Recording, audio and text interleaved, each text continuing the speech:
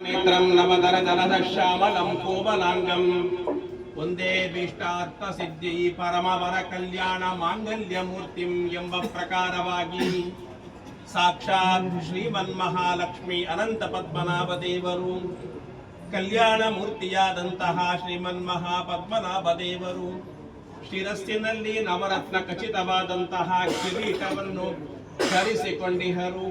ಹಸ್ತವಲಯ, ಹಸ್ತಾಂಗುಲಿ, ವರ್ಣಾಲಂಕಾರ, ಪಾದಾಲಂಕಾರ, ಕಂಠಾಭರಣ, ತೋಳದಂಡೆ, ಭುಜಕೀರ್ತಿ, ಕಾಲೊಂದಿಗೆ ಕೊರಳ ಪದಕ ಮುಂತಾದ ಶೋಭಾಯಮಾನವಾದಂತಹ ಆಭರಣವನ್ನು ಕೂಡ ಧರಿಸಿಕೊಂಡಿಹರು. ಎಡಬಲ ಹಸ್ತಾಗ್ರಗಳಲ್ಲಿ ಶಂಖ, ಚಕ್ರ, ಗದ, ಪದ್ಮ ಎಂಬಂತಹ ಆಯುಧವನ್ನು ಕೂಡ ಧರಿಸಿಕೊಂಡಿಹರು. ಬೆಳ್ಪಾದ ಕಮಲ ಮಧ್ಯದಲ್ಲಿ ಕುಳಿತಿಹರು.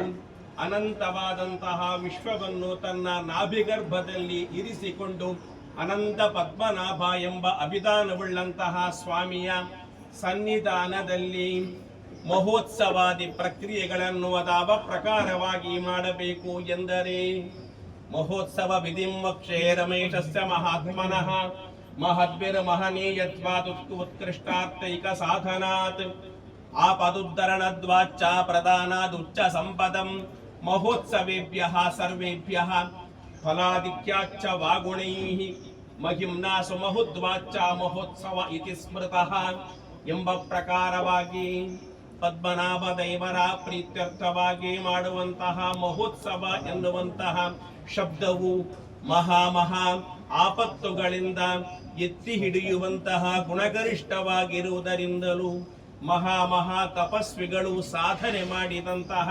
ಸಾಧನವಾಗಿರುವುದರಿಂದಲೂ ಮಹಾ ಧರ್ಮ ಕರ್ಮಗಳೆಲ್ಲಕ್ಕಿಂತಲೂ ಕೂಡ ಗರಿಷ್ಠವಾದ ಮತ್ತು ವರಿಷ್ಠವಾದ ಫಲಪ್ರದವೂ ಕೂಡ ಆಗಿರುವುದರಿಂದ ಮಹತ್ತರವಾದಂತಹ ಫಲದಾಯಕವೂ ಆಗಿರುವುದರಿಂದ ಮಹೋತ್ಸವ ಎನ್ನುವಂತಹ ಅನ್ವರ್ಥ ನಾಮಧೇಯವನ್ನು ಕೂಡ ಹೊಂದಿಕೊಂಡಿರುತ್ತದೆ. ತ್ರಿವಿಧಶ್ಚೋತ್ಸವಾರಂಭಃ ಕಥ್ಯತೆ ತಂತ್ರಕೋವಿದೈಃ ಭೇದಿತಾಡನ ಪೂರ್ವಂ ಸ್ಯಾತ್ ಉತ್ತಮೋ ಮಧ್ಯಮೋದಮಃ ಎಂಬ ಪ್ರಕಾರವಾಗಿ ದೇವರ ಸನ್ನಿಧಾನದಲ್ಲಿ ಮಾಡುವಂತಹ ತ್ರಿವಿಧವಾದಂತಹ ಮಹೋತ್ಸವದ ತಾರತಮ್ಯದ ಪ್ರಕಾರವಾಗಿ ಅಂಕುರಾರೋಪಣ ಮೊದಲುಗೊಂಡು ನಡೆಯುವಂತಹ ಉತ್ಸವವು ಉತ್ತಮ ಕಲ್ಪ ಎಂದಾಗುತ್ತದೆ. ಧ್ವಜಾರೋಹಣ ಮೊದಲುಗೊಂಡು ಆಗುವಂತಹ ಉತ್ಸವವು ಮಧ್ಯಮ ಕಲ್ಪ ಎಂದಾದರೆ ಅಂಕುರಾರೋಪಣ ಧ್ವಜಾರೋಹಣಗಳಿಲ್ಲದೆ ಕೇವಲ ಭೇರಿ ತಾಡರದಿಂದ ಮಾತ್ರ ನಡೆಯುವಂತಹ ಉತ್ಸವವು ಅಧಮ ಕಲ್ಪ ಎಂದಾಗುತ್ತದೆ. ಏಕಾಹಂ ಉತ್ಸವಂ ಶೈವಂ ತ್ರಿಕಾಹಂ ಗೌಣ ಮುಚ್ಚತೆ ಪಂಚಾಹಂ ಭೌತಿಕಂ ಪ್ರೋಕ್ತಂ ಸಪ್ತಾಹಂ ಭೌವನಂ ತಥಾ ನವಾಹಂ ದೈವಿಕಂ ಪ್ರೋಕ್ತಂ ಶ್ರೀಕರಂ ದ್ವಾದಶಾಹಕಂ ಏಕವಿಂಶದ್ದಿನಂ ರೌದ್ರಂ ಏವಂ ಸಪ್ತವಿಧಂ ಭವೇತ್ ಎಂಬ ಪ್ರಕಾರವಾಗಿ ಅಹೋರಾತ್ರ ಪರ್ಯಂತ ಒಂದೇ ದಿವಸ ನಡೆಯುವಂತಹ ಮಹೋತ್ಸವವನ್ನು ಶೈವೋತ್ಸವ ಎಂದು ಕರೆಯಲಾಗಿದೆ. 3 ದಿನಗಳ ಪರ್ಯಂತ ನಡೆಯುವಂತಹ ಉತ್ಸವವು ಗೌಣೋತ್ಸವ ಎಂದಾಗುತ್ತದೆ. 5 ದಿನಗಳ ಪರ್ಯಂತ ನಡೆಯುವಂತಹ ಉತ್ಸವವು ಭೌತಿಕೋತ್ಸವ ಎಂದಾದರೆ 7 ದಿನಗಳ ಪರ್ಯಂತ ನಡೆಯುವಂತಹ ಉತ್ಸವವು ಭೌವನೋತ್ಸವ ಎಂದಾಗುತ್ತದೆ. 9 ದಿನಗಳ ಪರ್ಯಂತ ನಡೆಯುವಂತಹ ಉತ್ಸವವು ದೈವಿಕೋತ್ಸವ ಎಂದಾದರೆ 12 ದಿನಗಳ ಮಹೋತ್ಸವವು ಶ್ರೀಕರೋತ್ಸವ ಎಂದಾಗುತ್ತದೆ. 1 ತಿಂಗಳ ಪರ್ಯಂತ ಅರ್ಥಾತ್ 21 ದಿವಸ ನಡೆಯುವಂತಹ ಉತ್ಸವವು ರೌದ್ರೋತ್ಸವ ಎಂದು ಕರೆಯಲ್ಪಡುತ್ತದೆ.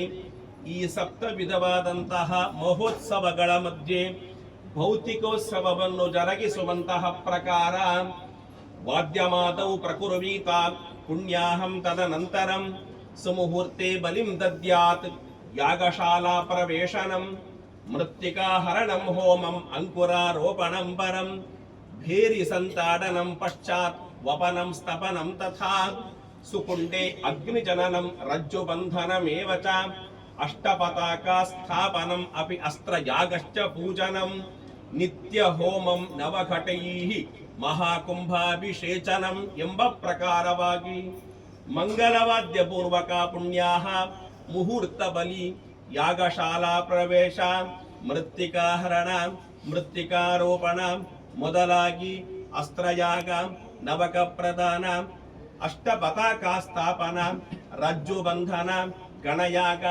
ನ್ಯಾಸ ಪೂಜಾದಿ ಕಲ್ಪಾಂತಗಳನ್ನು ಕೂಡ ನೆರವೇರಿಸಿಕೊಳ್ಳಬೇಕು.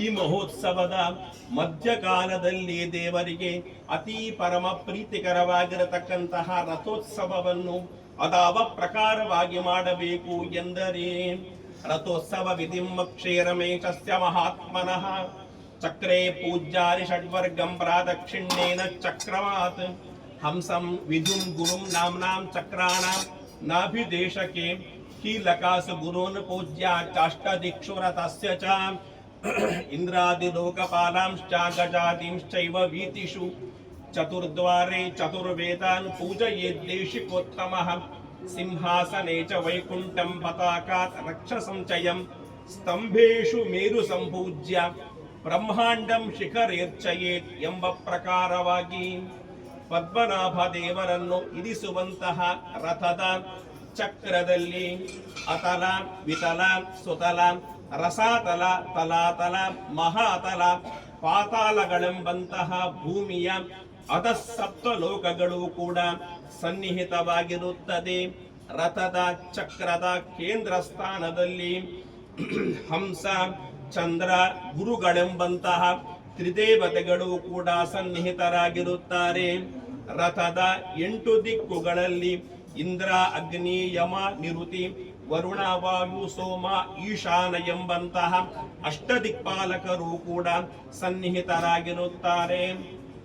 ಐರಾವತ ಪುಂಡರೀಕ ವಾಮನ ಕುಮುದ ಅಂಜನ ಪುಷ್ಪದಂತ ಸಾರ್ವಭೌಮ ಸುಪ್ರತೀಕಗಳೆಂಬಂತಹ ಅಷ್ಟದಿಗ್ಗಜರು ರಥದ ಅಷ್ಟದಿಗ್ಗದೇಶಗಳಲ್ಲಿ ಪಾಲಿಕಾ ಸ್ಥಾನದಲ್ಲಿ ಸನ್ನಿಹಿತರಾಗಿರುತ್ತಾರೆ. ಋಗ್ವೇದ ಯಜುರ್ವೇದ ಸಾಮವೇದ ಅಥರ್ವ ವೇದ ಎನ್ನುವಂತಹ 4 ವೇದಗಳು ರಥದ 4 ದ್ವಾರದಲ್ಲಿ ಸನ್ನಿಹಿತವಾಗಿರುತ್ತದೆ. ರಥದ ಮಧ್ಯದ ಸ್ತಂಭದಲ್ಲಿ ಮೇರು ಪರ್ವತವು ಸನ್ನಿಹಿತವಾಗಿರುತ್ತದೆ.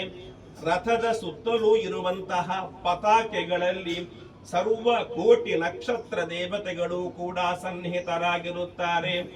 ರಥದಲ್ಲಿ ದೇವರನ್ನು ಇಡುವಂತಹ ಪೀಠದಲ್ಲಿ ಸಾಕ್ಷಾತ್ ವೈಕುಂಠವೇ ಸನ್ನಿಹಿತವಾಗಿರುತ್ತದೆ. ರಥದ ಮೇಲ್ಭಾಗದಲ್ಲಿ ಇರತಕ್ಕಂತಹ ಶಿಖರದಲ್ಲಿ ಸಮಸ್ತ ಬ್ರಹ್ಮಾಂಡ ತತ್ವಗಳೇ ಅಡಗಿರುತ್ತದೆ. ವಟ ಬೀಜದ ಒಳಗೆ ವಟ ವೃಕ್ಷವು ಯಾವ ಪ್ರಕಾರ ಸೂಕ್ಷ್ಮ ರೂಪದಲ್ಲಿ ಸನ್ನಿಹಿತವಾಗಿರುತ್ತದೋ ಅದೇ ಪ್ರಕಾರವಾಗಿ ಸಮಸ್ತ ಬ್ರಹ್ಮಾಂಡ ತತ್ವಗಳು ಕೂಡ ರಥದ ತತ್ತತ ಸ್ಥಾನದಲ್ಲಿ ಸನ್ನಿಹಿತವಾಗಿರುತ್ತದೆ. ರಥಸ್ಥ ಕೇಶವಂ ದೃಷ್ಟ್ವಾ ಪುನರ್ಜನ್ಮ ನ ವಿದ್ಯತೆ ಪದೇ ಪದೇಶ್ವಮೇಧಸ್ಯ ಫಲಮಾಪ್ನೋತಿ ನಿತ್ಯಶಃ ಎಂಬಂತೆ ರಥಸ್ಥ ಪರಮಾತ್ಮನ ದರ್ಶನದಿಂದಲೇ ಅಗ್ನಿಷ್ಟುತು ಅತಿರಾತ್ರ ಆಪ್ತೋರ್ಯಾಮಾದಿ ಮಹಾಮಹ ಯಜ್ಞವನ್ನು ಮಾಡಿದಂತಹ ಪುಣ್ಯ ಫಲವು ಪ್ರಾಪ್ತವಾಗುತ್ತದೆ. ರಥಸ್ಥ ಪರಮಾತ್ಮನ ದರ್ಶನದಿಂದಲೇ ಈ ಯಾಗದ ಯಜ್ಞಗಳ ಅಪೂರ್ವ ಫಲದೊಂದಿಗೆ ದೇವರಿಗೆ ರಥದಲ್ಲಿ ಕೂತಂತಹ ದೇವರನ್ನು ಪ್ರದಕ್ಷಿಣೆ ಬರುವುದರಿಂದ ಪ್ರತಿ ಹೆಜ್ಜೆಗೂ ಕೂಡ ವಿಶಿಷ್ಟ ಯಜ್ಞ ಕರ್ಮದ ಫಲದೊಂದಿಗೆ ಅಪುನರ್ಜನ್ಮತ್ವವೂ ಕೂಡ ಪ್ರಾಪ್ತಿಯಾಗುತ್ತದೆ. ಶ್ರೀಮದ್ ವಿಷ್ಣು ರಥೋತ್ಸವೇ ರಥವರಂ ಪಶ್ಯಂತಿ ಯೇ ಮಾನವಾಃ ಭೂಪಾಸ್ತೆ ವಾಚಿ ಮೇಧಾ ನಿಖಿಲ ಫಲಮಲಂ ಗೋಸಹಸ್ರ ಪ್ರದಾನಾತ್ ಗಂಗಾಸಾಗರ ಸಂಗಮೇ ಸ್ತಪನತಃ ಪುಣ್ಯಂ ಮಹಾದಾನತಃ ಕನ್ಯಾ ಕೋಟಿ ಶತ ಪ್ರಧಾನಮಧಿಕಂ ಪ್ರಾಪ್ನೋತಿ ಪುಣ್ಯಂ ಮಹತ್ ಎಂಬ ಪ್ರಕಾರವಾಗಿ ರಥಸ್ಥ ಪರಮಾತ್ಮನ ದರ್ಶನದಿಂದಲೇ ದೇವರ ಮುಂಭಾಗದಲ್ಲಿ ವಿಧಿವತ್ತಾಗಿ ಕೊಟ್ಟಂತಹ 1000 ಕನ್ಯಾದಾನದ ಫಲವೂ ಕೂಡ ಪ್ರಾಪ್ತವಾಗುತ್ತದೆ. ಅಲ್ಲದೆ 1000 ಗೋದಾನಗಳನ್ನು ಮಾಡಿದಂತಹ ಪುಣ್ಯ ಫಲವೂ ಕೂಡ ಪ್ರಾಪ್ತಿಯಾಗುತ್ತದೆ. ವಿಶಿಷ್ಟವಾದಂತಹ ಸರ್ವ ಶ್ರೌತ ಯಜ್ಞ ಕರ್ಮಗಳ ಪುಣ್ಯ ಫಲವೂ ಕೂಡ ರಥಸ್ಥ ಪರಮಾತ್ಮನ ದರ್ಶನದಿಂದಲೇ ಪ್ರಾಪ್ತಿಯಾಗುತ್ತದೆ ಎಂಬಂತಹ ಶಾಸ್ತ್ರ ಗಂಗಾ ಯಮುನಾ ಸರಸ್ವತಿ ನದಿಗಳಲ್ಲಿ ಅವಗಾಹಗೊಂಡಂತಹ ಪುಣ್ಯ ಫಲವೂ ಕೂಡ ರಥಸ್ಥ ಪರಮಾತ್ಮನ ದರ್ಶನದಿಂದಲೇ ಪ್ರಾಪ್ತಿಯಾಗುತ್ತದೆ. ವಿಹಿತವಾಗಿ ಇಂದಿನ ದಿವಸ ಸಂಪ್ರದಾಯದಂತೆ ಆಗಮಶಾಸ್ತ್ರಕ್ಕನುಗುಣವಾಗಿ ಮಹೋತ್ಸವದ ಮಧ್ಯಕಾಲಘಟ್ಟದಲ್ಲಿ ಮಾಡುವಂತಹ ರಥೋತ್ಸವಕ್ಕೆ ಸ್ವಾಮಿಯು ದಯಪಾಲಿಸಿದಂತವನಾಗಿ ಮಾಡುವಂತಹ ಯಜಮಾನ ವರ್ಗಕ್ಕೂ ನೋಡುವಂತಹ ಸಮಸ್ತ ಗ್ರಾಮದ ಸದ್ಭಕ್ತರಿಗೂ ಕೂಡ ದಶ ದಿಕ್ಕುಗಳಲ್ಲಿ ಬರುವಂತಹ ವಿಘ್ನಗಳನ್ನು ಪರಿಹರಿಸಿ ನಿತ್ಯ ಮಾಂಗಲ್ಯ ಆಯುರಾರೋಗ್ಯ ಐಶ್ವರ್ಯ ಸುಖ ಸಂಪದ ಅಭಿವೃದ್ಧಿಯನ್ನೇ ಅನುಗ್ರಹಿಸಿ ಪಡಬೇಕೆಂತ ಧ್ಯಾನಾವಸಾನದಲ್ಲಿ ಪುಷ್ಪಾಕ್ಷತಾರ್ಪಿಸಿ ನಮಸ್ಕರಿಸಬೇಕು. ಕೃಷ್ಣಾಯ ಯಾದವೇಂದ್ರಾಯ ಹರಯೇ ಪರಮಾತ್ಮನೇ ಪ್ರಣತ ಕ್ಲೇಶನಾಶಾಯ ಗೋವಿಂದಾಯ ನಮೋ ನಮಃ. ಶ್ರೀ ಲಕ್ಷ್ಮೀ ಅನಂತ ಪದ್ಮನಾಭಾಯ ನಮಃ.